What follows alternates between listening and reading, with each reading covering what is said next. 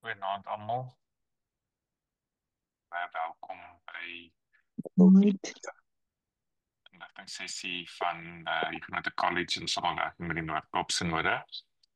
Julle is baie welkom by ons vanaand. Hier is leraars en bedienaars en gemeentelede. Ek wil graag net voor ons begin vir ons dekaan Dr. Jolande Steenkamp voorstel. Sy gaan vir ons open en ek is in die woning van Dr. Lucas Passon vanaand. So hy sit net hier agter my en ons gaan die naweek bietjie saam tyd spandeer en ook dan is daar bevestigingsgeleentheid hierdie Sondag in Kimberley.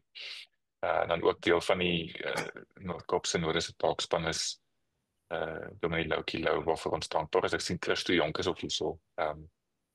Welkom Christo. Ons gaan nou afskop deur die vloer te gee vir Dr. Steenkamp. Jolande is baie welkom. Dankie dat jy hier is saam met ons vanaand. Baie dankie Jaco dat julle my genooi het. Goeienaand almal. Dit Mooi. is my 'n groot voorreg om saam met julle te wees vanaand. Ek is opgewonde oor julle teenwoordigheid hier. Die Noord-Kaap is vir Huguenot College kosbare vennote en ons werk so lekker saam en ons beleef nogal die Noord-Kaap as 'n trendsetters, as ek nou soos die Fransman kan praat, dat julle regtig besig is om iets nuuts in die kerk tot stand te sit en te modelleer vir gemeentes elders in die land. So dankie vir wat julle doen. Ek hoop dat as jy nog nie weet van die geleenthede wat daar by Huguenot College is nie en nie alreeds opgewonde is daaroor nie, dan hoop ek aan die einde van hierdie aand sal jy opgewonde wees. Hoe meer siele, hoe meer vreugde is hoe ons daaroor voel. So sonder om te veel te sê, wil ek graag dan vir ons met 'n gebed open sodat ons met die aand kan afskop. Ek gaan vir ons net 2 verse uit Romeine 5 lees voordat ek begin. Of ekskuus voordat ek vir ons met gebed gaan open. So al is ons nie in persoon by mekaar nie. Ek ten minste is ver van julle af daarbo. Julle is darm so effens nader aan mekaar. Maar al is ons nie in persoon by mekaar nie, ons word vir 'n oomblik saam rustig en weet dat ons ook hier saam is in die naam van die Vader en die Seun en die Heilige Gees. Ek lees vir ons uit Romeine 5 vers 1 en 2. Omdat ons dan nou op grond van geloof geregverdig is, het ons vrede by God deur ons Here Jesus Christus. Deur hom het ons in geloof ook toegang verkry tot hierdie genade waarin ons vas staan. En ons beroem ons op die hoop om deel te kan hê aan die heerlikheid van God. Omdat ons dan nou op grond van geloof geregverdig is, het ons vrede met God deur ons Here Jesus Christus.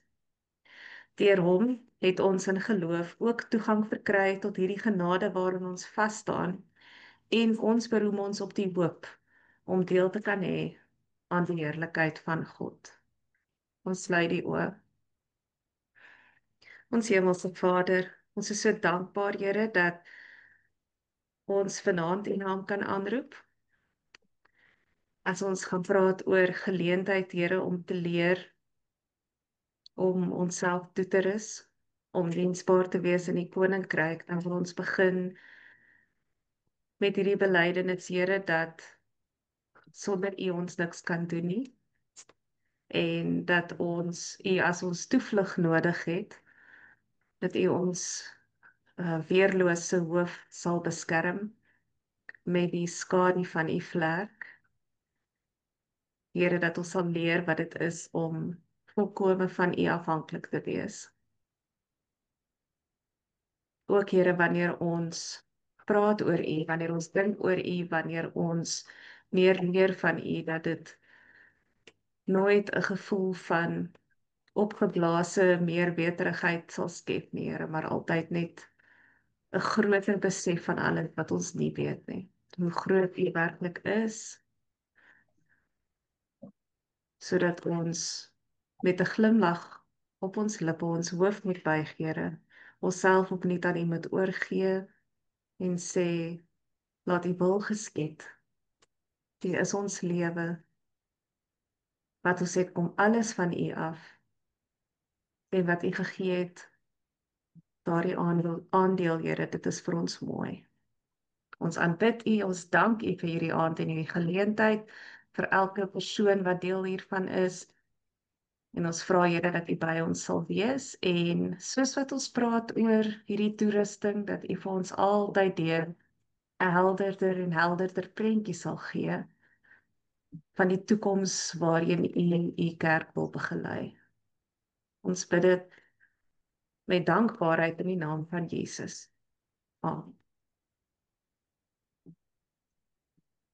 Vriende, ek gaan nou vir Dr. Lucas Passon oorgee om vir hom ons bietjie te vertel oor die synode se visie oor die ampte en hoe die bedienaars daarbey inpas.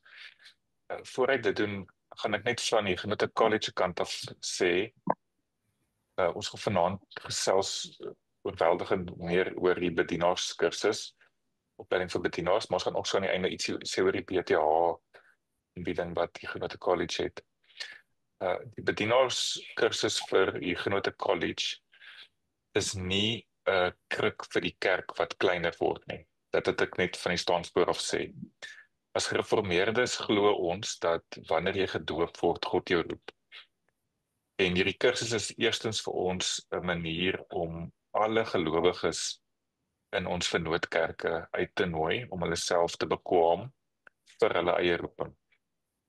En hoe daai roeping manifesteer binne in gemeentes, is daai gemeentes en daai ringe en daai synodes 'n voorreg.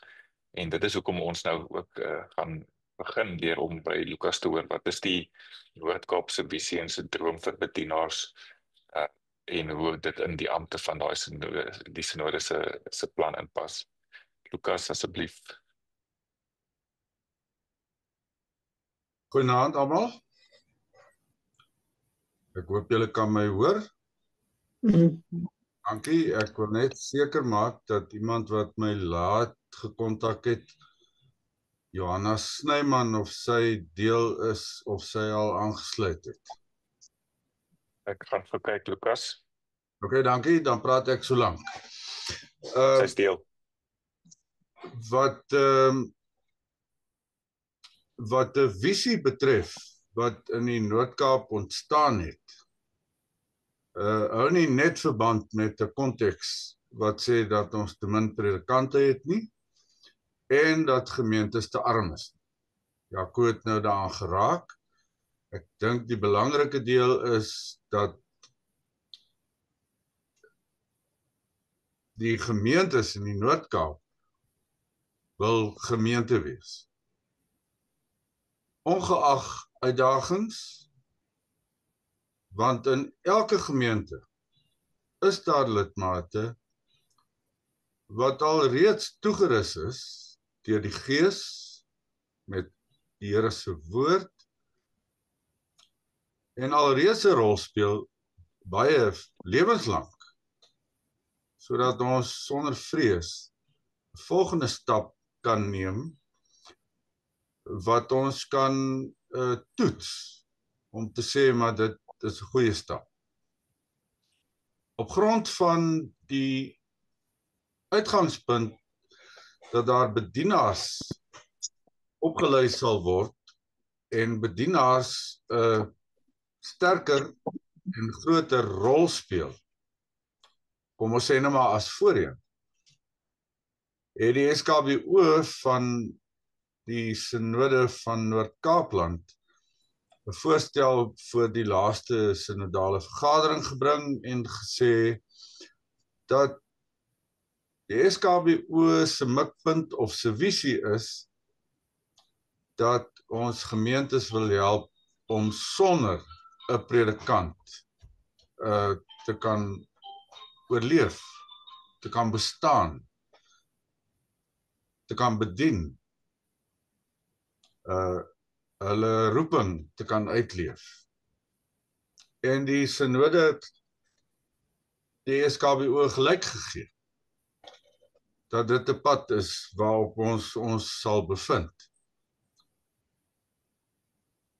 So het die Noord-Kaap Synode dan al 'n hele klompie jare gelede daarmee weggespring, maar nou op hierdie stadium heelwat meer spoed opgetel en ek dink ook daar is heelwat meer vaardighede en ondersteuning om dit uit te voer.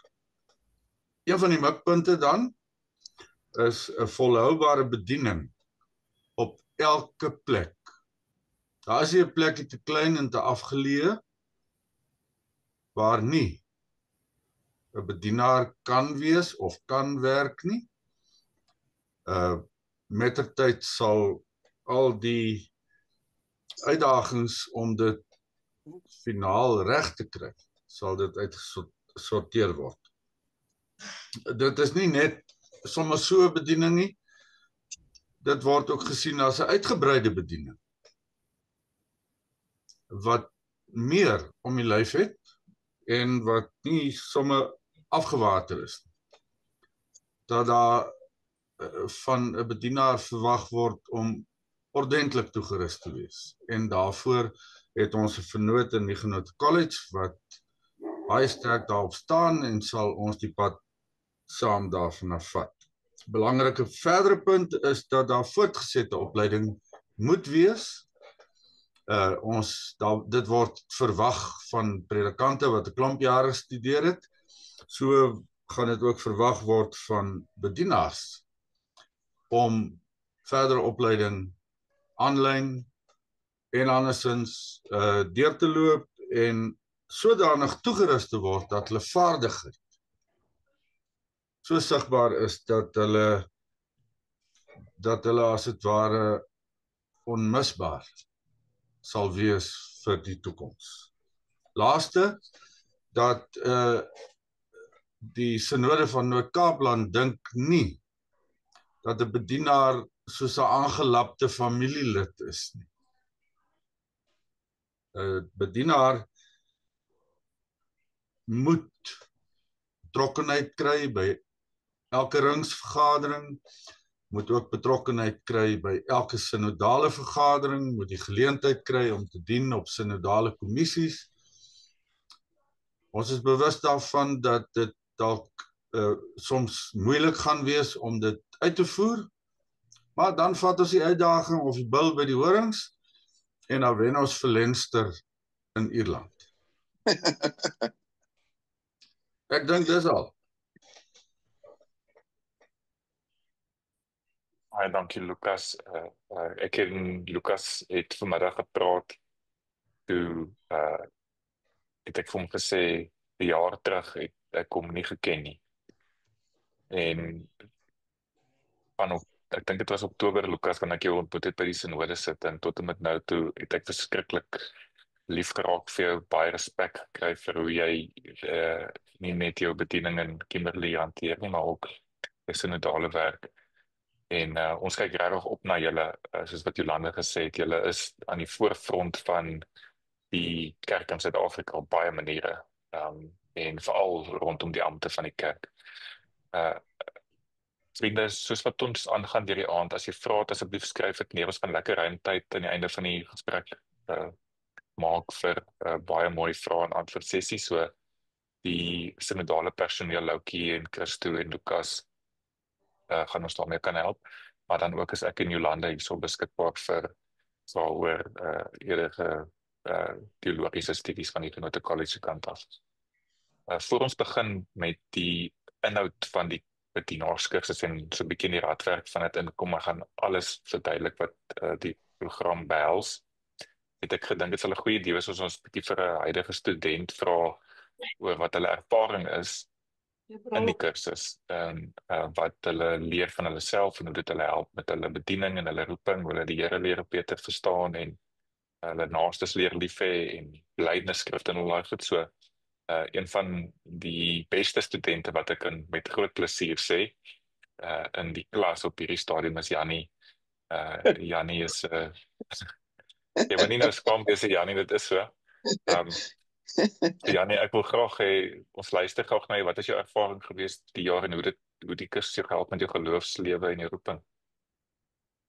Graag, Dominee Jaco, ja, baie dankie. Ek net kyk of kan ek praat, julle hoor my.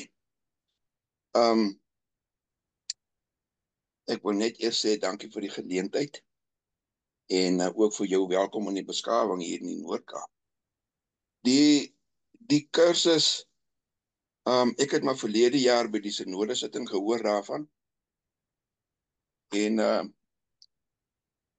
begin belangstel, nie tree gegee en geloop en daar is 'n paar dinge. Een van die goed wat my baie aangestaan het of aangetrek het, dis 'n geakkrediteerde kursus. Dis nie 'n paar WhatsApp videoetjies nie. Dis nie sommer en sonder om dit, ek sê dit met groot respek, dis nie 'n Bybelstudieboek wat jy van die rak afhaal en 'n paar gedagtes uithaal nie.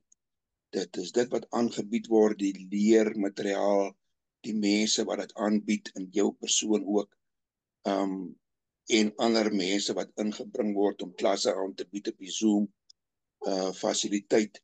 Dis regtig,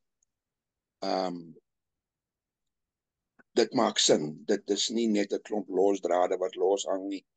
Dit vat van 'n punt af en dit maak 'n mens se pad met die Here vas. En dan is dit ook nie net 'n klomp inligting wat jy kry nie. Kort is daar hierdie refleksies wat 'n mens moet doen, wat jy jou persoonlike mening moet skryf, wat jy jou eie geloof aan Jesus moet vasmaak. Dit is nie 'n klomp kennis, klomp boeke kennis nie. Dit is maar net te toets jou ook. Dit laat vrae vir jou vra oor jouself. Die mense wat vir jou die kursus aanbied, verwag dit ook soort van jou en jy verwag dit ook van jouself. En dan wil 'n bietjie by die kursus inhoud kom. Dit wat ons doen. Dit was regtig 'n aangename verrassing. Behalwe dat ek in persoon bietjie met die Engels gestoei het, is dit regtig 'n aangename verrassing. Dit is mens leer oor genade, goedkoop genade, genade van Jesus disipelskap, die pad wat hy loop saam met jou. En dan kom ons, ek dink wat vir my ook 'n belangrike ding was, wat ek vreeslik geniet het op die stadium, waar ek nou hoor soos 'n rukkie gelede afgehandel, die belydenisskrifte, goed wat ons kry die gemeente God in sy woord fundament, en dan die belydenisskrifte wat daarop bou, dit het wêrelde oopgemaak. Dit is iets wat regtig waar 'n mens verdiep in jou siening, nie net van die Bybel nie, maar van die manier hoe God met sy mense werk.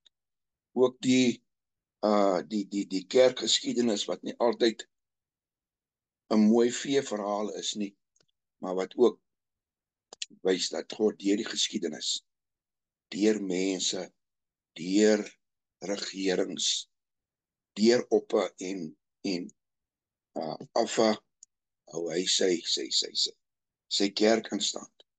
En ons moet net een ding onthou en ons harte aan vasmaak, en dit is dat ons moet fokus op Jesus. Want dit is die antwoord. Ek moet net eers my bril weer opsit en kyk wat ek gelees het. En dan die kursus is 'n baie praktiese kursus. Dat jy moet voorleggings doen in gemeenteverband. In ander woorde, die gemeente waarin jy is, leer jou ken as hierdie ou wat op die kursus is. Jy het 'n mentor dominee wat jou op die regte pad hou, maar die gemeente leer jou ken. En jy werk ook in jou eie gemeente met hulle eie kinderstories, met hulle eie vrae, en op die manier leer 'n mens om rondom braaivleisvure oor die kerk te praat en oor God te praat. En dan is daar 'n ander ding, dit is seker een of ander byvoordeel, dis nou maar my eerste jaar op die kursus, is dat die Zoom die Zoom klasse wat 'n mens hou. Dis 'n splinternuwe geloofsgemeenskap van oor die land. En 'n klomp mense lewer 'n klomp insette, wat jou ook vorm en laat dink, en jy lewe nie net op jou eie eilandjie, binne in jou eie gemeente nie, maar die ander studente in hierdie Zoom-klas maak vir jou 'n wye wêreld oop. Dis regtig 'n baie praktiese kursus, en dis 'n voorreg om deel daarvan te wees. Baie dankie. Ek het nie regtig meer iets te sê nie. Dankie, Jan. Dankie Jannie, dankie vir jou getuienis en ook vir die moeite en die erns waarmee jy die kursus. Ek dink om by Jannie aan te sluit,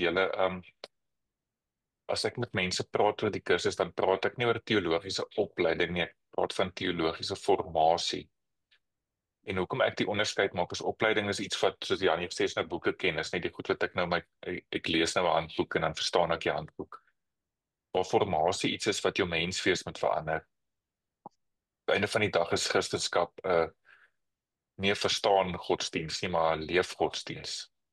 Ons moet ons naaste lief hê met ons hande en ons voete.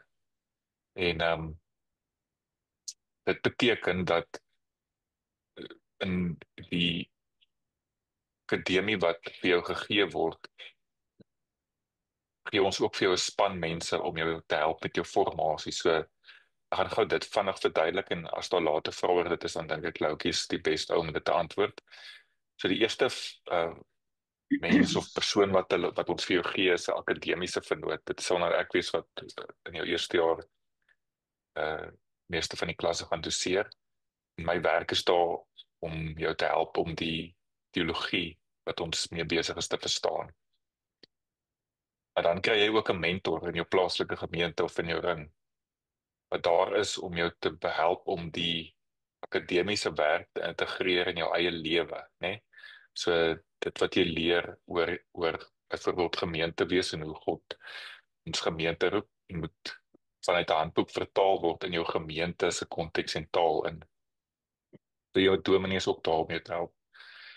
En dan is daar 'n sinodale vernoot wat jy ook bykry, en dit is die taakspan van teologiese opleiding in die Noord-Kaap. Het hubs begin.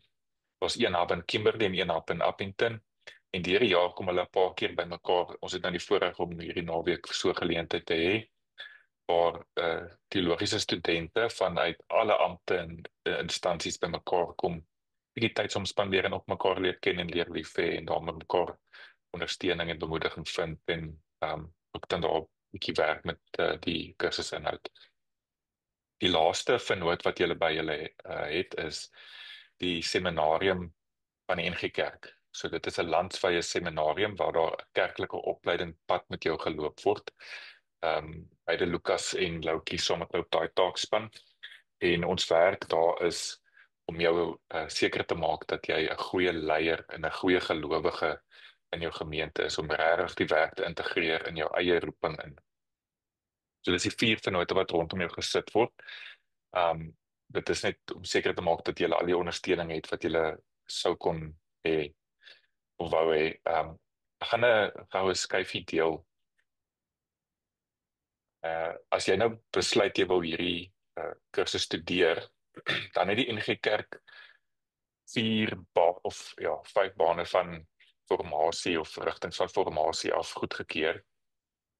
Dit beteken jy gaan jou kapasiteit kan bou aan die begin, hè, laat ek nou net hierdie ook sê net aan die begin, kies jy een van hierdie rigtings. En ek gaan nou 'n voetnoot daar bysit, kom ons sê jy kies predik en liturgie, beteken jy word bevoeg verklaar om eredienste in 'n gemeente te handhaaf, maar jy het later in jou lewe of later in jou bediening 'n behoefte vir pastorale formasie, dan is daar ook nou maniere om dit reg te kry, en ons van die studente wat hier op die Zoom is, wat nou juist daai pad stap. En vanaf deur hulle almal gaan, julle sal sien dat elke baan het kernmodules wat dieselfde is oor al die bane, en dan het jy 'n elektief keusevak wat jy kan neem aan die einde van jou eerste jaar om te kies waarin jy gaan spesialiseer. Die eerste baan is prediking en liturgie, soos ek gesê, dit is die vaardigheid wat jy aanleer en die bevoegdheid wat jy kry om eredienste in 'n gemeente te behartig. Ons gaan nou stadig deur al die keusemodule of deur al die kernmodules gaan, maar dit is gereformeerde teologie, eklesiologie, missionale spiritualiteit en hermeneutiek, en dan jou elektief is prediking en liturgie. En dan die tweede baan is vir jeug en familie. Ons het dit bietjie uitgebrei in die ou taal so dit wesentlik jeugwerk, maar elke jeugdige het 'n familie om hulle, so dis nie net kapasiteit aanleer van hoe met jong mense te werk nie, maar hoe met ouerskap te werk en die formasie van jong mense te werk. Die derde rigting is ons baie opgewonde oor. Dit is die baan van missionale leierskap. Dis tradisioneel in ons taal sal dit nou plaasvind as 'n kerkraadvoorsitter, né? So hoe lei jy 'n gemeente missionaal?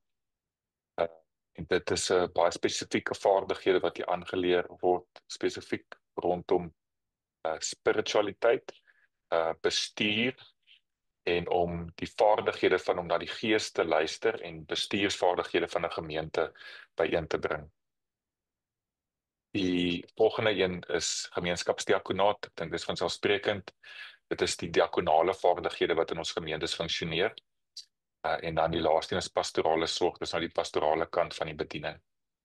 Julle sal sien dat hierdie pakkie eintlik ontwerp is om saam in 'n gemeente te funksioneer. So die droom is dat of jou gemeente nou 'n predikant het of nie, of jy nou 10 predikante het en of jy geen predikante het nie, jou gemeente kan leiers stuur om in hierdie bane opgelei te word.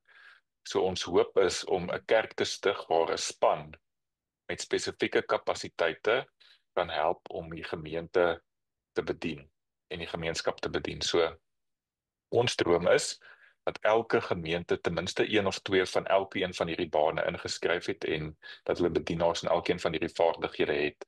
Dit gaan 'n baie mooi holistiese bediening daar sit waar gemeentelede die kapasiteit het om langs en saam met die bevestigde of geordende leraar te bedien. Ek gaan 'n volgende skyfie vir julle wys. Dan gaan ons so 'n bietjie stadig deur die spesifieke vakke stap wat julle gaan neem.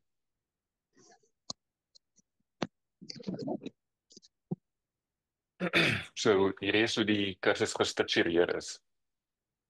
Julle sal sien ons werk nie met kwartale of semesters nie, ons werk met termyne. So elkeen van die blokkies wat jy sien is 14 weke. En die 14 weke is een module.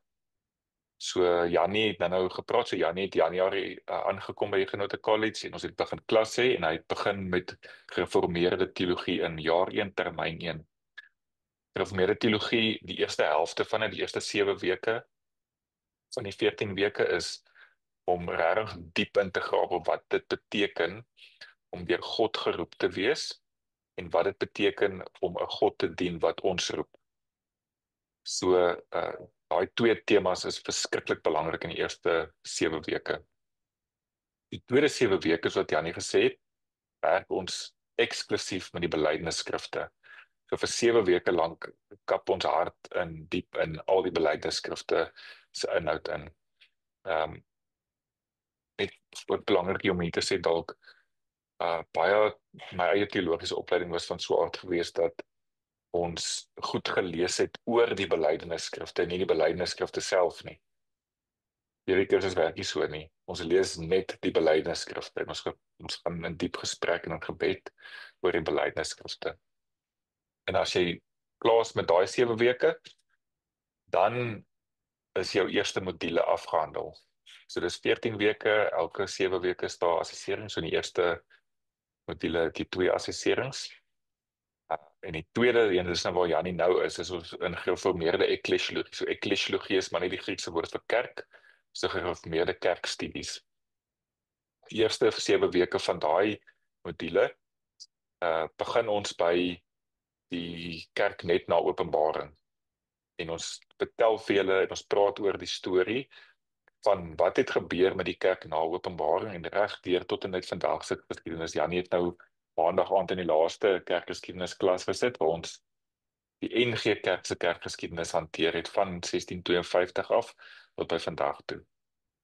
So dis die eerste 7 weke van die tweede module. Die tweede 7 weke van die tweede module is die kerkreg. En ons kry die algemene synodiese aktuaris, Dr. Dewyk Umgere, om klas te gee in kerkreg. So dis nou die kerkorde, né? Wat is die reëls van die kerk? En hoe funksioneer die kerk se reëls met die Bybel saam en met die belydenisskrifte saam? Dink julle almal verstaan wat dit beteken? Dan die laaste module vir die jaar 1, dit is hier van September af tot en met die vroeg Desember, is missionale spiritualiteit. Nou, persoonlik is ek verskriklik opgewonde oor hierdie module, want dit is die eerste keer wat dit ooit gedoseer word. So wat dit beteken is, in basiese terme, hoe leer ek vaardighede aan, praktiese vaardighede, om te luister na wat God se gees in my lewe wil doen en my gemeente se lewe wil doen. So hoe luister ek na die gees? So daai hele 14 weke word gedoseer deur myself en Dr. Tom Smit. Hy is ook hy is moderator van die Oostelike Sinode en hy het sy doktorsgraad in dit gedoen en ons werk saam om vaardighede aan te leer oor hoe luister ons na die gees op 'n gereformeerde manier en hoe pas ons dit toe in ons eie lewens en in die lewens van ons gemeentes. Dan gou hier stil staan en dan gaan ek net sê, elkeen van hierdie modules het ons ook bied ons ook as modulêre modules aan, wat beteken dat jy, sonder dat jy vir die kursus inskryf, vir die module kan inskryf. So as jy 'n predikant is en jy of 'n diensleraar is, dan kan jy nou vir die missionale spiritualiteit module inskryf en jy gaan 32 VWO punte kry vir dit. Jy sit saam met ons in die klas, jy kry die leeswerk, jy doen die lesings, jy word nie geassesseer nie, dis 'n belangrike punt. So dis net 'n baie lang 14 weke reis wat jy gaan om saam met ons met die inhoud te behandel.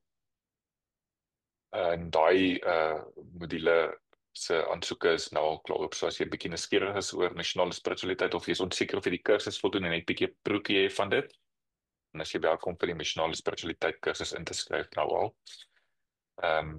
Dan aan jou einde van jou tweede jaar of van jou eerste jaar, soos waar Jannie nou oor so 'n paar maande gaan wees, dan moet jy 'n keuse maak. En jy moet kies waarheen roep die Here my. So wat is dit wat die Here wil hê ek moet doen? En dan moet jy ook in gedagte hou wat is die kapasiteit wat my gemeente nodig het. En dan moet jy kies watse elektief jy gaan neem tussen dit wat ek nou in die vorige skryfie gedeel het, so jeug en familie, predik en liturgie, missionale leierskap, gemeenskapsdiakonaat of pastoraat. Dan begin ons die tweede jaar met gereformeerde hermeneutiek. So hermeneutiek is weer 'n vreemde woord wat sê net wat is die vaardighede van Bybel lees. So in dit gaan ons lekker diep werk, 7 weke met die Ou Testament, 7 weke met die Nuwe Testament en met maklike en moeilike tekste werk. Ons gaan baie diep in die Bybel inklim. Net Bybeltekste werk en ons gaan julle leer hoe om verantwoordelik die Bybel te interpreteer. En na dit, as jy byvoorbeeld prediking en liturgie gekies het as jou elektief, dan gaan jy direk daarin in termyn 2, dis nou van Mei maand af volgende jaar tot in Augustus vir Jannie, gaan hy die prediking en liturgie module doen, en dan is hy klaar. Dan is hy sertifikaat. Maar as Jannie sou wou die pastoraat module doen, dan gaan Jannie van Mei maand tot Augustus kan ontspan, en dan as September begin, dan gaan hy inklim en dan tot Desember studeer, en dan gaan hy sy sertifikaat en sy bevestiging in Desember kry. So dis in kort hoe die kursus funksioneer en hoe die modules uiteengesit is. Soos ek gesê het, nou as jy wil, dan kan ons bietjie later gesels oor die module spesifiek. As jy vra het oor spesifieke kursusinhoud of wat ons lees en hoe dit werk, dan kan ons dit maklik doen. Ek gaan gou 'n laaste skryf jy deel net om julle 'n opsomming te gee van hoe die kursus lyk en dan gaan ek vir Dominee Loukie vra om in te klim. So hier's 'n opsomming julle, dit is hoe al die modules uitgeleg word. So elke module is 14 weke. Onthou nou jaar 1 het jy 3 modules en jaar 2 het jy 2 modules. En elke module is 14 weke en daar's 2 assesserings per module. Elke assessering is formatief van aard. Ons breek dit gewoonlik op. Janie sal nou weet, die eerste assessering het hy nou gesê, jy moet iets in jou gemeente gaan doen, hè? So hier's 'n opdrag, gaan doen 'n Bybelstudie in jou gemeente. Die tweede een is bietjie meer kognitief van aard, soos die een wat hulle nou mee besig is skryf vir ons ietsie oor Calvin en die reformatie en hoe dit met jou gemeente te doen het of so iets. So dit is 'n iets vir jou en jouself, wat jy jou eie verstaan van 'n spesifieke tema of vaardigheid kan lekker verdiep. En dan klasse is 1 keer per week aanlyn. Die Afrikaanse klas is op maandaande van 6 tot 8. En die klas is 2 ure lank, maar die klas word ook opgeneem. So as jy 'n kerkraadvergadering het of jy siek of so, dan neem ons die klas op en dan die volgende oggend is dit al beskikbaar vir jou. So jy kan rustig dan op jou eie tyd gaan luister na die klasse. Die een ding wat ek nie daar gesê het nie is, al die leeswerk word ook vir julle verskaf op ons platform. Ons het ons eie leerplatform wat ons noem MyNotes.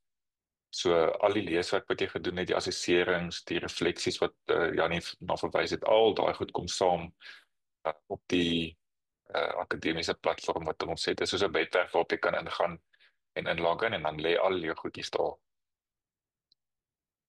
Vriende, dis dit vir die kursus inhoud. Ek wil graag vir Dominee Loukie vra om net bietjie met ons te gesels oor die kerklike formasie wat vir die synode en vir gemeentes verskriklik belangrik is. En dit is nou woord voorheen verduidelik het, een van die vennote wat langs julle staan om seker te maak dat julle eie roeping en julle vaardighede lekker ontwikkel apart van die akademiese, maar baie in samewerking met die akademie.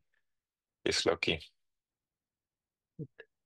Ek gaan nou noodwendig 'n klomp goed herhaal wat julle al gesê het. Ek wil net in die eerste plek sê hierdie teologiese vorming sien ons in Noord-Kaap nie as 'n akademiese of blote teologiese vorming nie. Ons kan dit anders stel. Dit is nie intellektuele, rasionele oefening nie.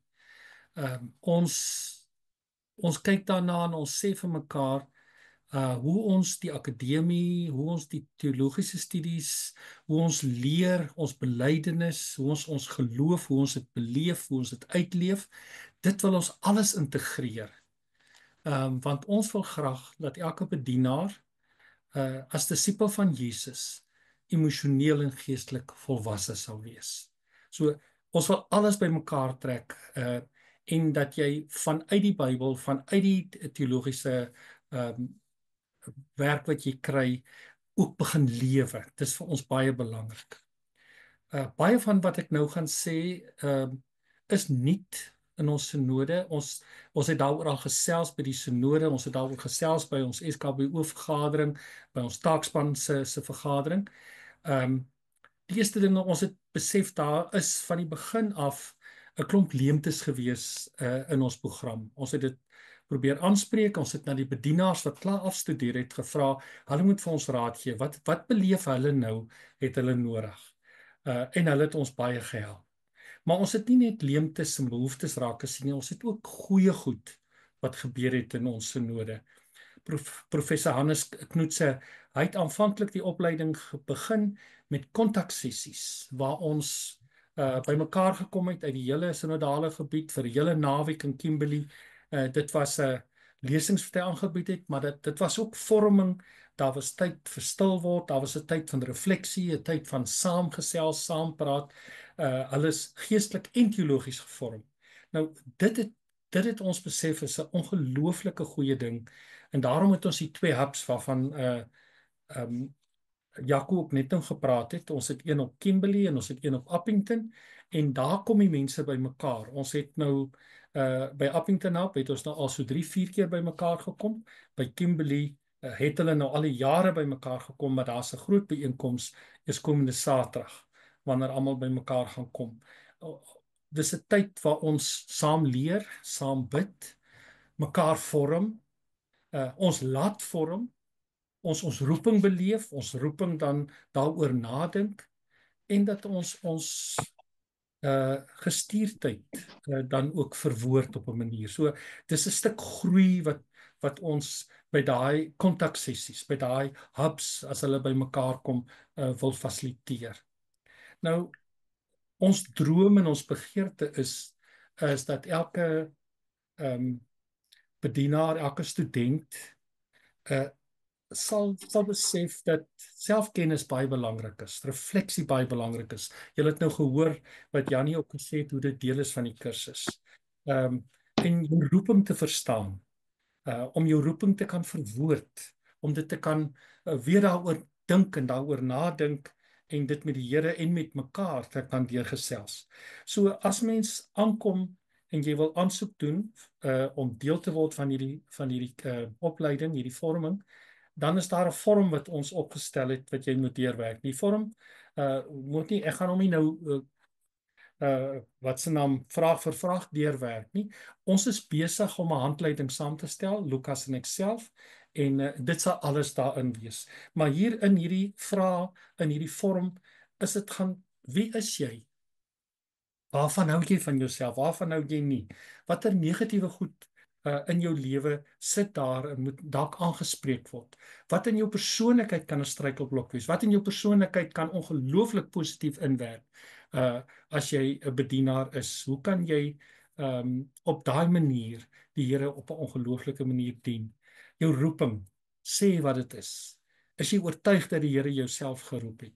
Dis 'n klomp vrae wat baie belangrik is. Ons wil saam met jou gaan sit en saam met jou hierdie goed deurwerk. Nou die eerste linie is jou kerkraad, jou predikant. Jy doen aansoek by hom en sê jy wil graag gaan. Dis nou die en dan word hierdie vrae met jou deurgewerk met onderhoude. Die ring word ook betrek daarbey. Maar die hele gedagte is nie om toesig te hou oor jou op 'n negatiewe manier nie. As jy deur hierdie prosesse gegaan het, dan kom sê die kerk, die synode, die ring, jou gemeente, jy het ons oortuig, die Here het jou geroep. Ons hoor jy's gestuur. Kom ons help jou vorm. Dis asof jou medegelowiges jou aansoek sanksie gee. Die hele tyd wil ons as vennote om jou kom staan om jou te help om by jou te wees. Selfs na jy aansoek gedoen het en jy jou aansoek goedgekeur is, aanvaar is, dan kom die synode ook en sê maar ons kan vir jou 'n beurs gee. Die kerkorde vra dat ringe vir julle ook help met beurse. En ek is seker 'n gemeente sal jou ook help. So ons wil ook help finansiëel. Ons kom staan by jou en sê ons help jou. Nou ons droom is ook dat een van hierdie kontaksessies in die hubs, al 2 hubs, sal wees dat ons gesels oor voordat jy begin met jou studies, so 'n oriënteringsnaweek. Dat ons saam gesels oor wat dit beteken om gereformeerd te wees, wat dit beteken om lojaal te wees teenoor ons gereformeerde belydenis. Wat is gereformeerde spiritualiteit? Ons gaan nie alles bespreek wat julle later in julle kursus gaan doen nie, maar ons gaan begin, ons gaan die grond breek. Ons gaan vir julle help om net die wonder, die genade, die voorreg om in 'n gereformeerde belydenis te kan wees, om daar in daai tradisie te kan leef. Baie mense hoor mense sê hulle lees die Bybel net so. Hulle lees op, niemand lees die Bybel net so nie. Almal kom na die Bybel toe met voorveronderstellings, met voorkeure, met afkeure. En ons wil in die gesprek dat elkeen sien maar wat is my bril? Watter bril moet ek opsit as ek die skrif lees? Daarom gaan ons praat oor die belydenisskrifte. Ons gaan praat oor die skrif self. Ons gaan letterlik as julle later in in die klasse sit, hoor wat Jaco sê, die goed gaan op plekke val wat vir julle help, dat dit vinniger, dat julle kan uitkom by waar julle wil uitkom. Nie net die taakspan nie, jou gemeentedominee, jou mentor speel ook 'n rol, so ons kom staan om jou. Die ring maak ons verantwoordelik vir jou. Die ring moet op sy agenda, was ons voorstel by die synode. By al die vergaderings moet die bedienaars op die agenda wees. Hulle moet versorg word, hulle moet ondersteun word. Hulle bevoegdheid moet elke jaar vir hulle weer gegee word om te mag preek of te mag werk. Die ring moet hulle nie net emosioneel versorg nie, maar ook geestelik versorg.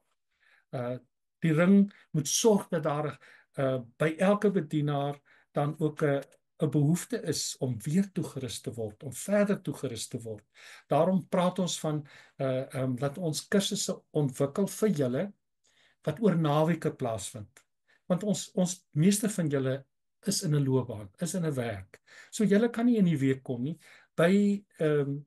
Daar is van die bedienaars wat dit kan doen en het al gekom as daar 'n VBO, 'n toerustingsgeleentheid vir predikante en diensleraars is. En ek dink hulle het dit baie geniet. Maar dis nie vir almal moontlik nie. Daarom gaan ons oor naweke vir julle so 'n geleentheid skep om by mekaar te kom by die hubs, of dat ons dit aanlyn doen. Maar ons gaan vir julle help om te bly groei, te bly ontwikkel. Nie net julle kennis nie, maar julle vaardighede. Dis baie belangrik. Ons mentors wil ons oplei, wil ons toerus, dat hulle regtig vir julle kan help. Ek dink, en as julle die dag afstudeer het, is dit die gedagte dat ons julle opneem, dat julle deel sal wees van die span wat leiding neem in die kerk, dat ons vir julle ook sal raak sien, dat julle sal voel, julle is deel van dit, julle is nie eenkant nie, julle is nie tweedehandse hulpmense nie, julle is saam met ons in die ampt van gelowige, in die ampt van leierskap, loop julle ver, saam met ons. So, ek wil vir julle sê, ons wag om julle te ondersteun, om julle te help op alle gebiede. Julle kan enige tyd vir die taakspan kom vra. As julle enige vrae het oor enigiets. Baie dankie, Jaco. Dankie, Loukie. Net om op te som wat Loukie nou gesê het, julle die kerklike aanmelding is verskriklik belangrik. Ek gaan nou vir julle 'n voorbeeld gebeur, en dit het in my finaaljaar gebeur, waar 2 studente akademies baie goed gedoen het, maar hulle is nooit bevestig in gemeentes nie, né? En die rede daarvoor is, ek kan vir jou as die dosent vir jou sê, skryf my 3000 woord opstel oor gebed. En jy kan 'n wonderlike opstel skryf. Maar die oomblik as jy langs iemand se hospitaalbed moet gaan bid, besig is om te sterf, wat sê jy vir daai mens? En die enigste antwoord wat jy kan kry dan is uit jou geloofslewe uit jou spiritualiteit uit. Daar gaan handboeke jou nie help nie. So, die twee goed werk saam, né? En die kerklike aanmelding wil jou help met daai tweede deel van hoe is jy 'n disipel met hierdie vaardighede, met jou roeping in 'n gemeenskap. Dis die een. En die ander ding wat ek wil sê is, Loukie het begin met die woord selfkennis, né? So dis geloofsvolwassenheid, is die ander woord. As jy 'n voorbeeld gebruik, sê net maar, dis Dinsdagoggend en ek preek Sondag en ek hoor my maat gesterf. Die vermoë wat ek het om te sê, ja, ek kan die evangelie op daai Sondag vaardigheid doen, of nee, ek kan dit nie doen nie, en om vir hulp te vra. Dit is verskriklik belangrik in die rol wat ons het. Mense gaan na jou luister en hulle gaan jou volg. En as jy daai soort gesag in 'n kerk dra, dan is jy veronderstel om 'n volwasse persoon te wees wat sê as jy nie kan nie, op kan vra, en wat ook uitgenooi voel om ander mense te help as hulle hulp nodig het. So dis vir ons hoekom die kerklike komponent so verskriklik belangrik is. Ons het amper klaar julle. Ek gaan gou vir julle wys hoe die aansoekproses werk. En om dit te doen, gaan ek vir julle na Huguenot College se webwerf toe vat. So wat belangrik is hier is, julle moet nou verstaan, jy moet by 2 plekke opdaag. Maar ons gaan jou nie verloor nie, al daag jy net by 1 plek op. So as jy op Huguenot College se webwerf gaan, en dan klik jy nou net hier so apply now, dan klik jy hier so, jy sit dit is 'n Afrikaanse ID-dokument, dan vul jy al jou gegevens hier in. Jou ID-nommer, jou e-posadres, jou titel, jou naam en van en so.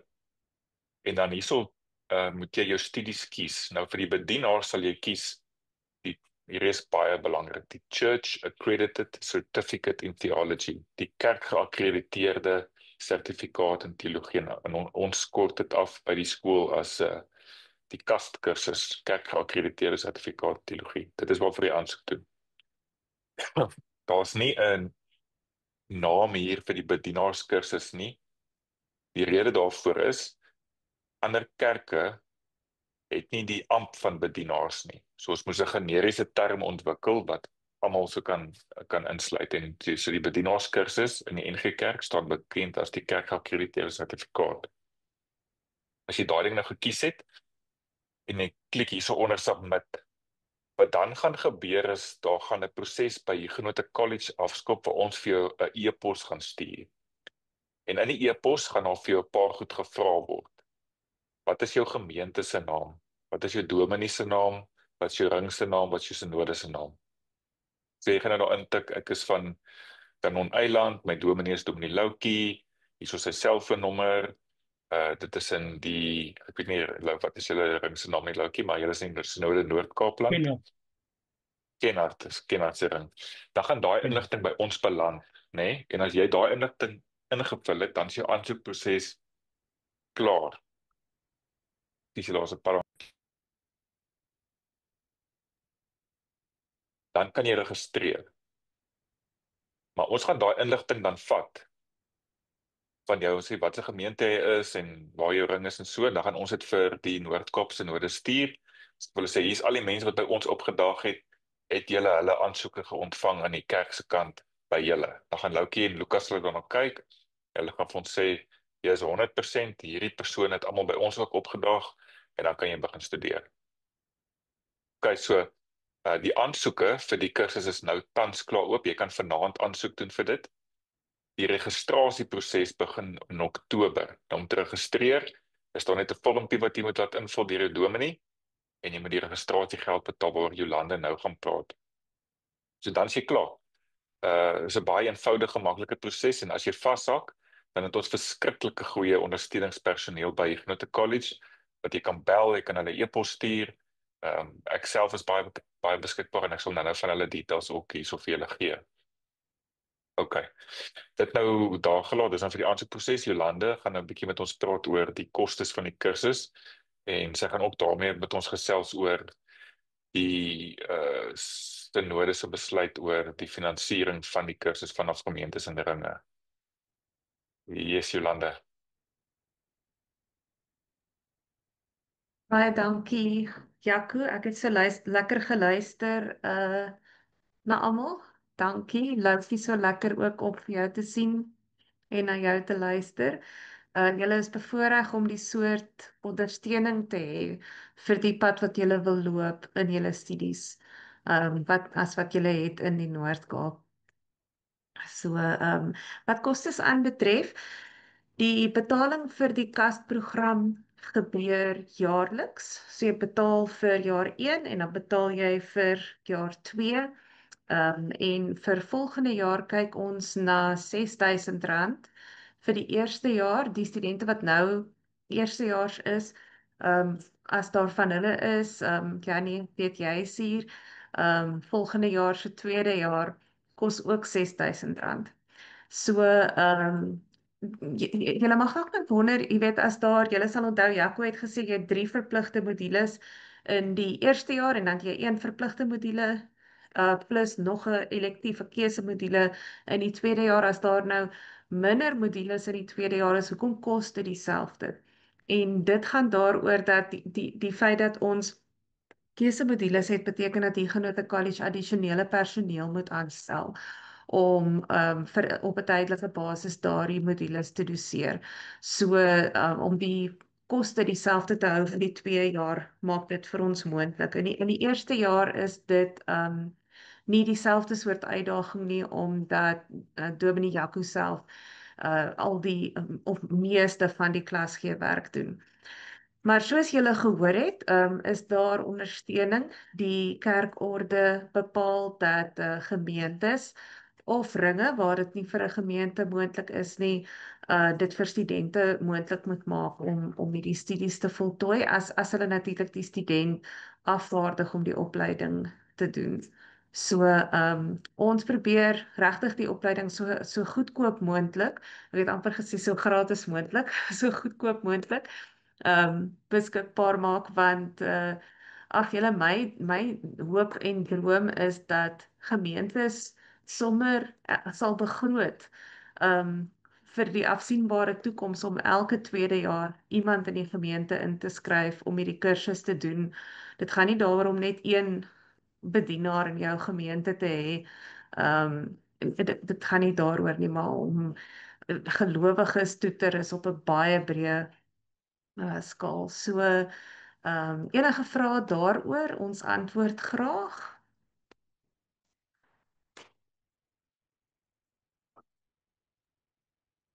Jolande, ek dink ons sal nou oor die finansies mooi as ons al die vrae uh hanteer. Ek dink jy moet dalk ook iets oor die registrasie deel en die ander O, betaling ja. tydperk. Ja, dankie Jaco, skus.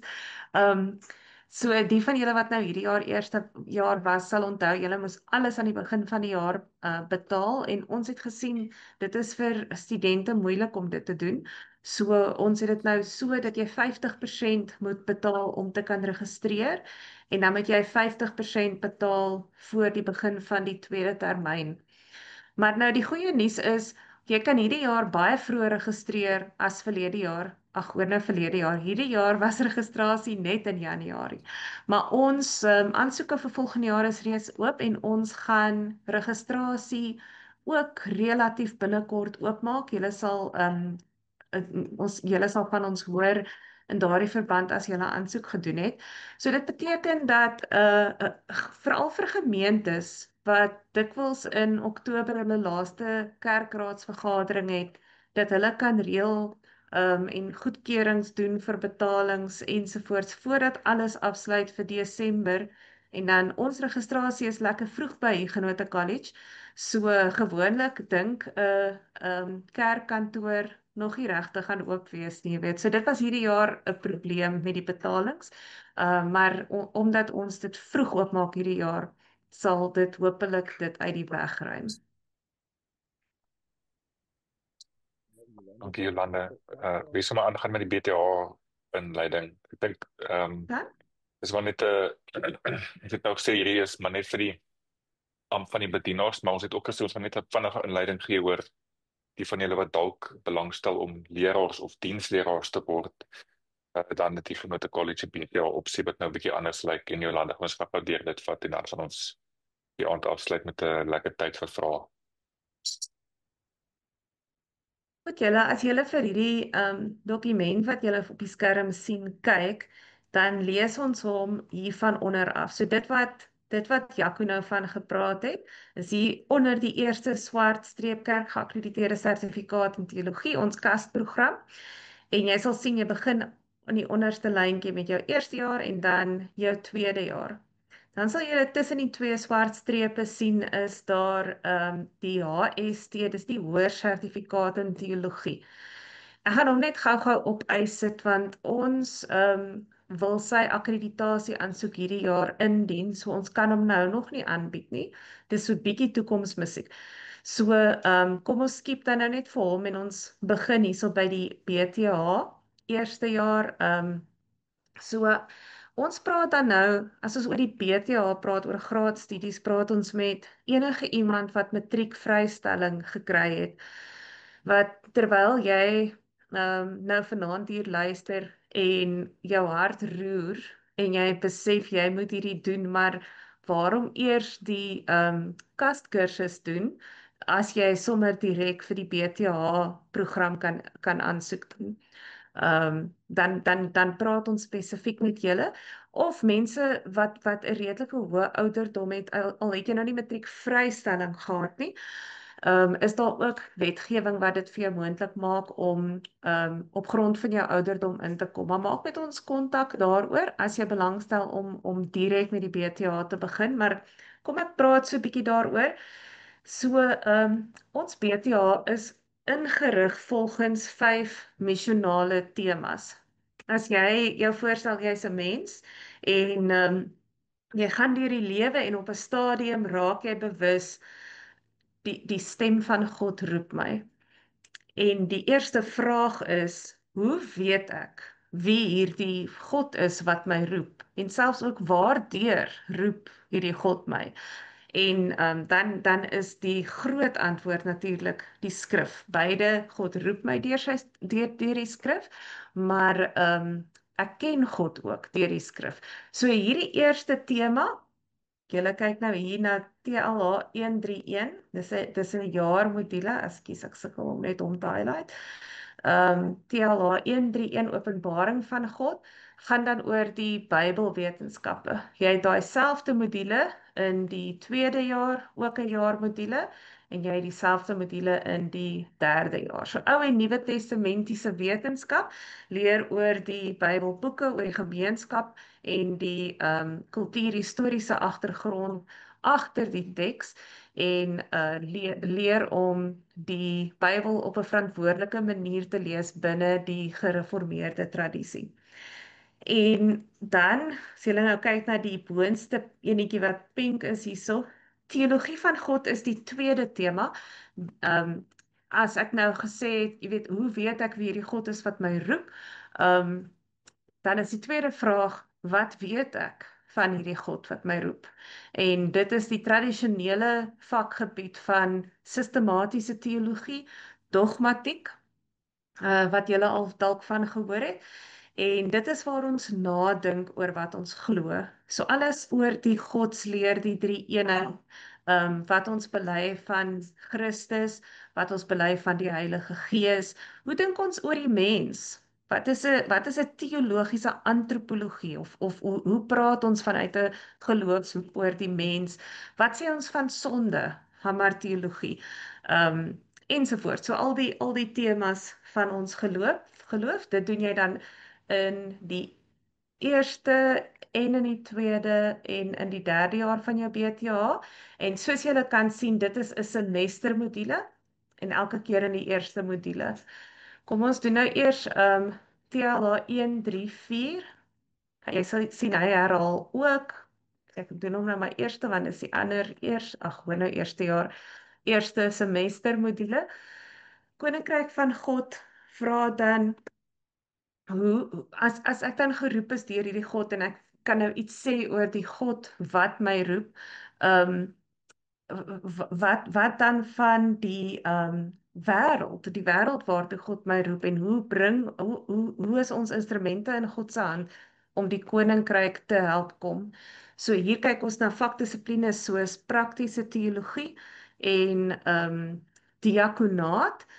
Diakonaat is die studie van 'n mens sou kon sê diensbaarheid of liefde, ondersteuning. So ons dink daaroor na vanuit 'n missionale hoek. En as ons dan nou oorbeweeg na die tweede semester, waar julle sien daar is geestelike formasie weer op die eerste en tweede en derde jaars vlak. En hier kyk ons na missionale spiritualiteit.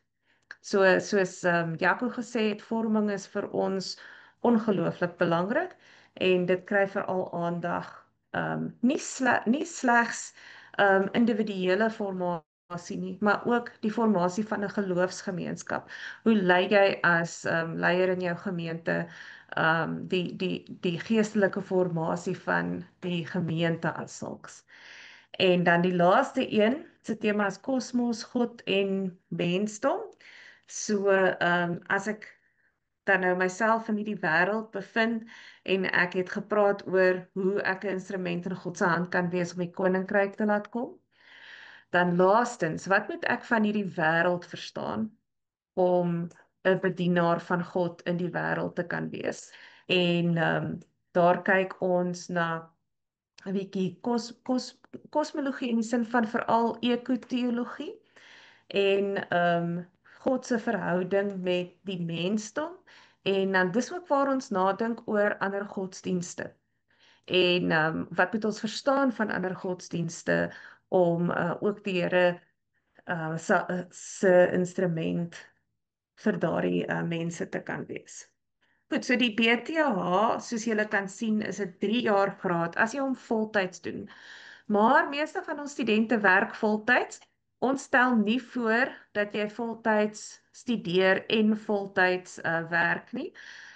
Jy mag dit dalk regkry. Jy mag dalk deurkom, maar daar is nie genoeg tyd en genoeg ruimte vir die integrasie.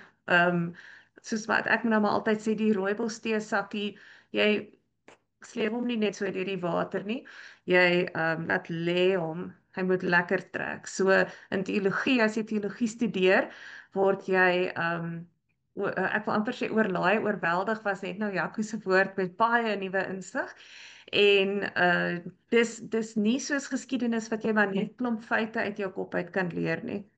'n Mens moet integreer, jy moet dink, jy moet internaliseer, jy moet prosesseer, wat is die implikasie van hierdie nuwe goed wat ek leer vir my geloofslewe, vir hoe ek die roeping van myself en my gemeente verstaan in die konteks waarin ek is. En dit vat tyd. So as jy voltyds werk, studeer eerder deeltyds. Behalwe as jy die kas doen, dit kan jy voltyds doen, maar as die BTA vir jou die opsie is, studeer eerder deeltyds as jy voltyds werk.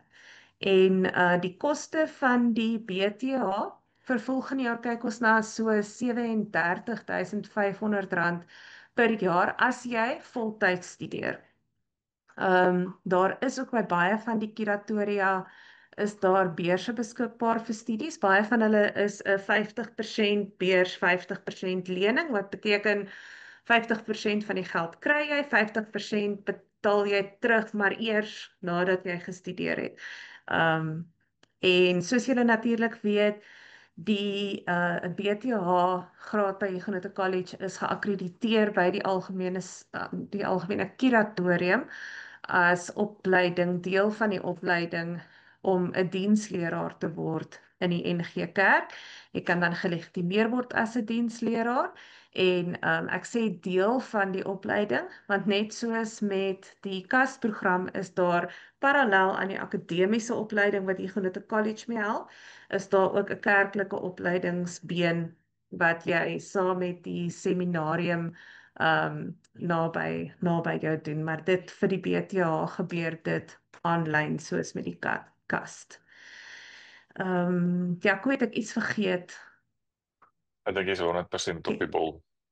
Okay. En een ding, ek het een ding vergeet en dit is dat as jy deeltyds studeer, dan moet jy dit net binne 7 jaar klaar maak.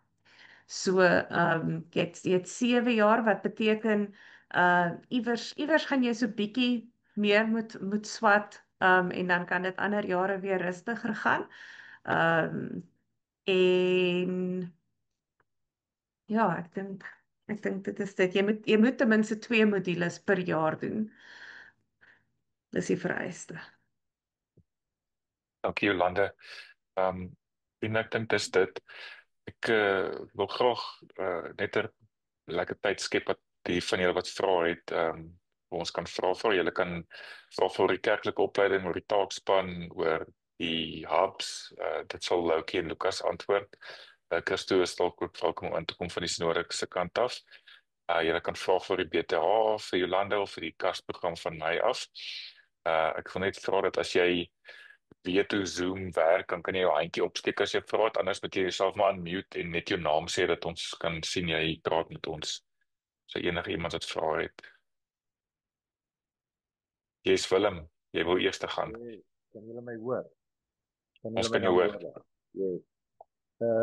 Man, ek wil net gou by julle hoor. Ek is baie geïnteresseerd om aan te gaan met medisinale spiritualiteit. Maar ek wil nou eers klaarmaak met waarmee ek nou besig is.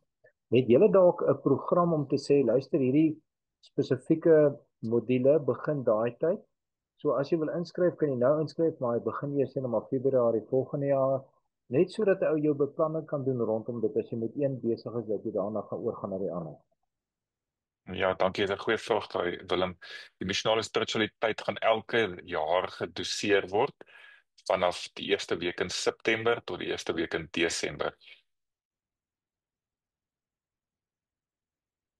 Daar's 'n vraag hier in die chat hieronder. Hoe kom ek in kontak met die hub in Kimberley? Ek doen die BTH diensleer. So dis Madeleine Hatting. Madeleine, jy moet met Lucas Passon praat. Lucas, ek weet nie of jy jou e-posadres hier wil gee nie, dan kan jy dit sommer hier indruk. Of Lucas, wil jy graag met Madeleine praat? Dat sy jou kan hoor en hoe sy in kontak moet kom met jou hub. Hallo Madeleine. Jy kan my kontak. My e-posadres is lucaspasson10@gmail.com en dan kan ons 'n afspraak maak om mekaar te ontmoet of ons kan die inligting daar uitreik. Baie dankie Dominee Lucas, ek waardeer dit. Ek sal kontak maak. Madeleine, ek het nou Lucas se e-posadres hier in die chat gesit, so jy kan dit daar kry.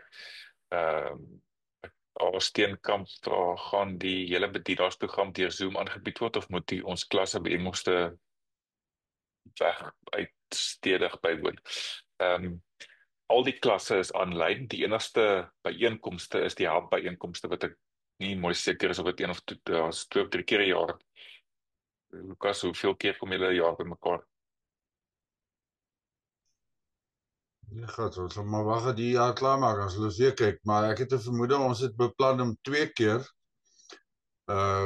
studente en bedienaars te nooi by een geleentheid, miskien meer studente en bedienaars wat voorgestel moet word en by 'n tweede geleentheid dan nou 'n weiergroep van ouens wat al 'n rukkie lank werk. So ek dink ons dink aan 2 geleenthede. Okay. Right, was daai vraag. Het iemand nog 'n vraag wat hulle wil vra?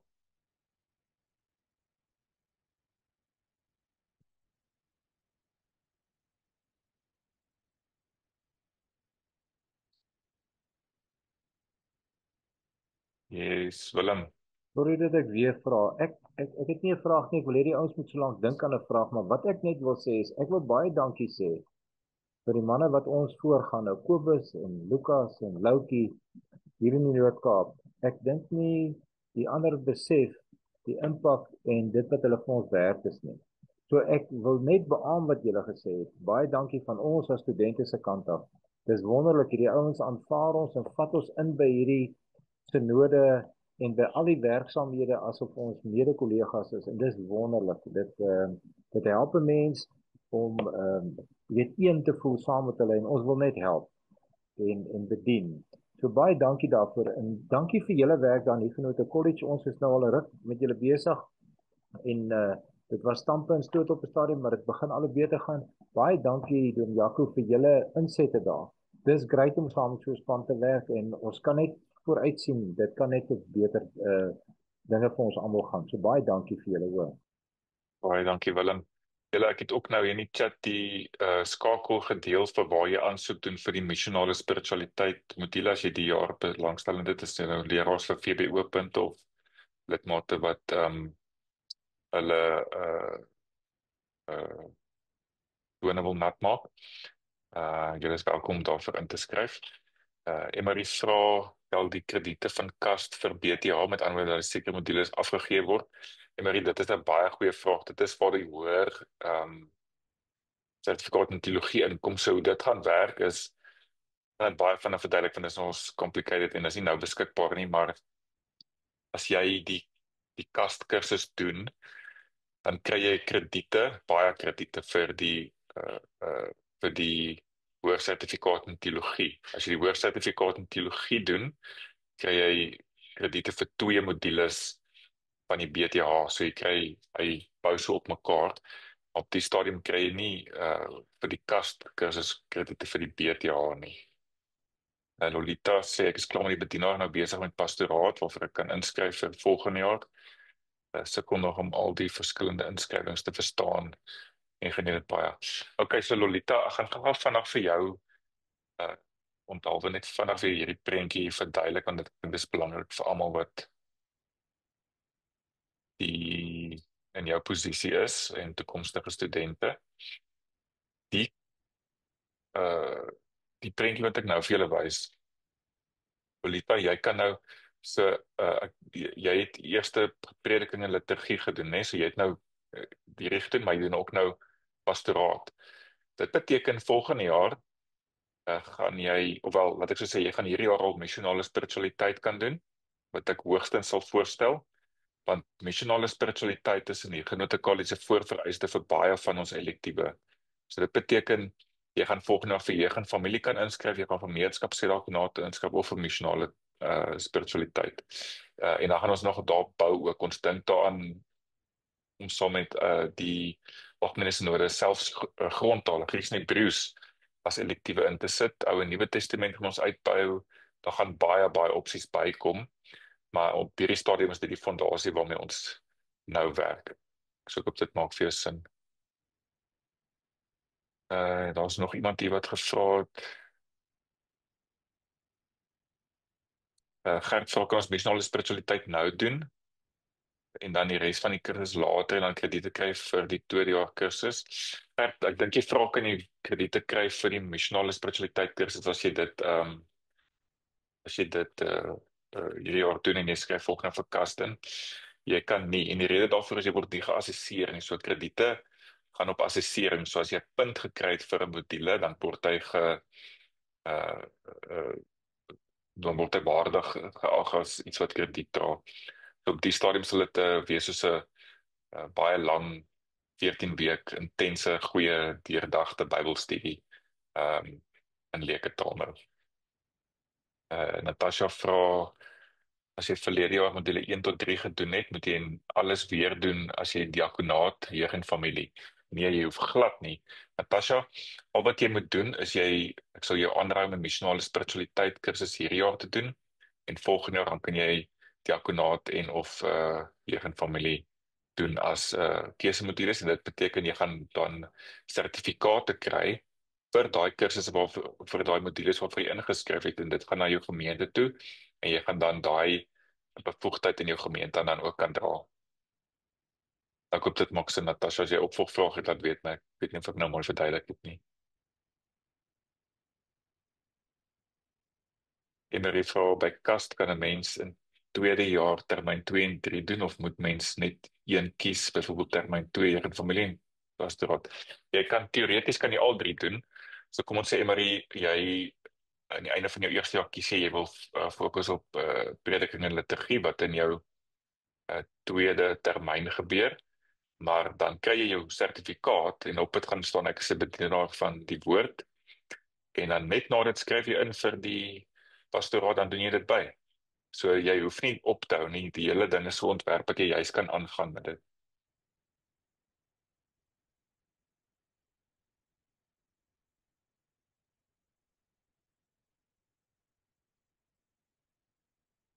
En net nou, ek gaan vandag iets vir jou sê op Emery se vraag, wat ek dink belangrik is.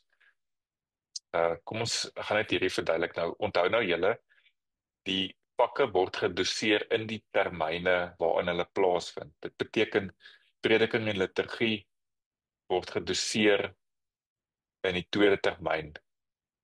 So as jy byvoorbeeld inskryf in jou kastkursus vir jeug en familie, dan gaan jy nie in jou derde termyn ook prediking en liturgie kan doen. Jy moet dan wag vir 'n jaar lank, né? Om dan prediking en liturgie te doen.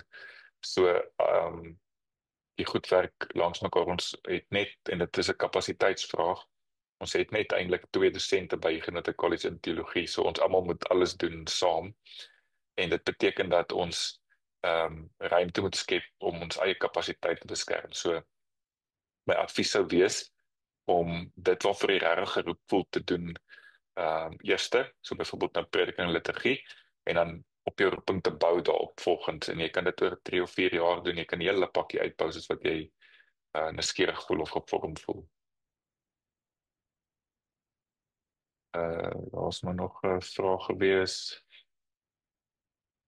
Ek dink dit maak sin, ja. Julle, ek dink, ons sien nog 'n vraag op die chat nie. Is daar iemand wat hulle self wil unmute en nog 'n vraag vra vir ons?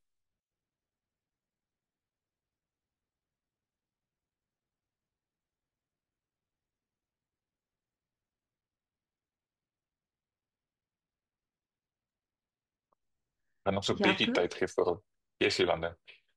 Miskien terwyl mense dink, kan ek dalk so 'n bietjie agtergrond gee oor die rede hoekom ons graag die hoërsertifikaat wil akkrediteer en waar dit gaan inpas.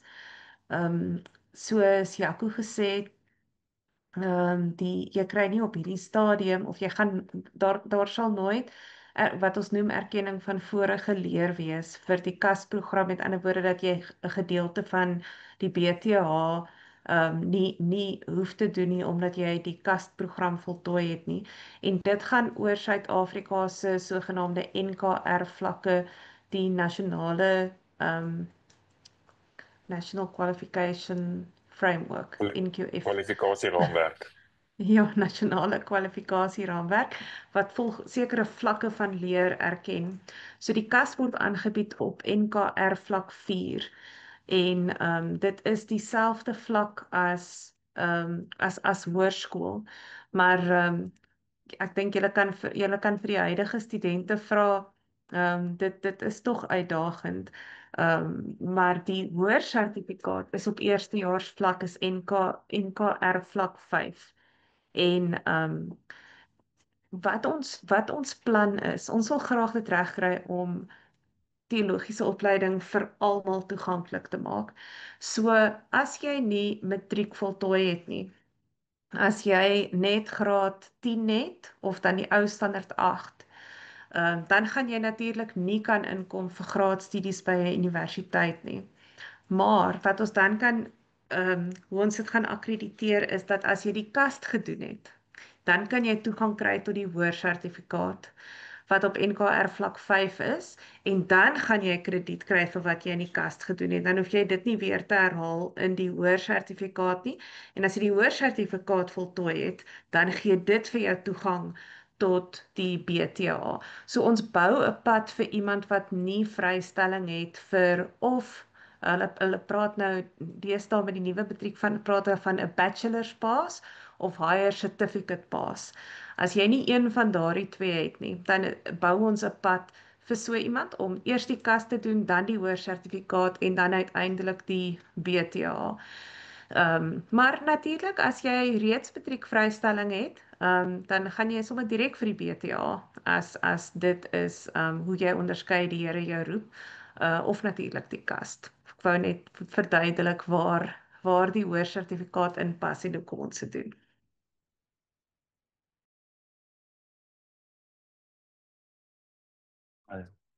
Baie dankie, Jolande. Vriende, is daar nog vrae wat julle het? Dit lyk nie so nie.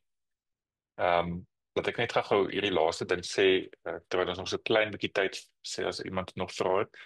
Hierdie sessie is opgeneem en ons gaan dit op ons Huguenot College YouTube kanaal opneem, en dan gaan ons die skakel daarna toe versprei na die Noord-Kaap Synode toe. So julle gaan deur julle gemeentes en ringe en op die Noord-Kaap Synode se webwerf van julle ook hierdie skakel hierdie klasopname kan kyk, of deel dit met mense wat nie vanaand hier kon wees nie. Die laaste ding wat ek gaan doen nou, is ek gaan gou my en ons administratiewe beampte se e-posadresse hier indruk, sodat julle kan ons kontak as julle vra het.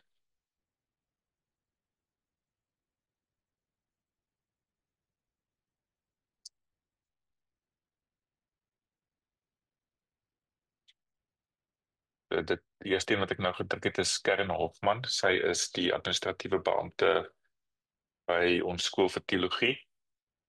En my e-posadres is die volgende.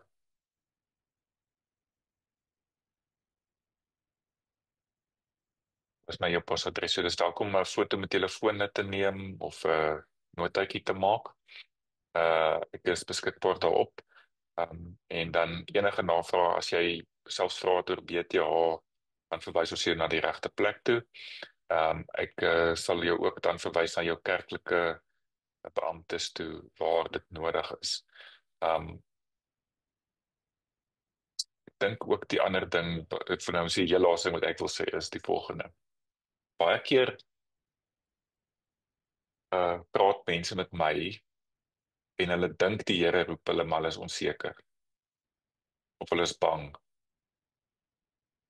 Vriende, asseblief kom met jou predikant of met Lukas of met Loukie of met myself in gesprek, dat ons met jou 'n lekker roepingsgesprek kan voer. Daai nuuskierigheid, die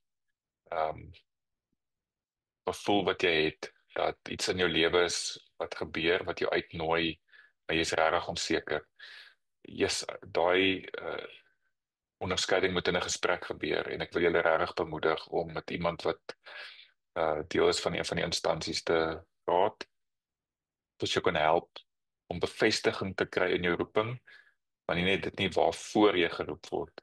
Een van die studente in my klas het so 'n bietjie van 'n nuuskierigheid ontwikkel en uit nuuskierigheid ingeskryf. En haar module 1 besef die Here roep hom om 'n diensleraar te word en hy gaan nou daai pad stap. En dan ondersteun ons ja. Ek dink dis dit vir my. Loukie, Lukas, enige iets van julle kant af, Christo? Wil julle nog ietsie deel laaste vir ons afsluit?